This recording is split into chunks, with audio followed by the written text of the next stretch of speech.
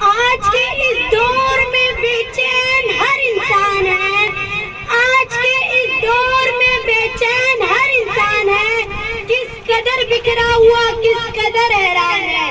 صدر علی وقار، میرے عزیز طلبہ اور محترم والدین، السلام علیکم۔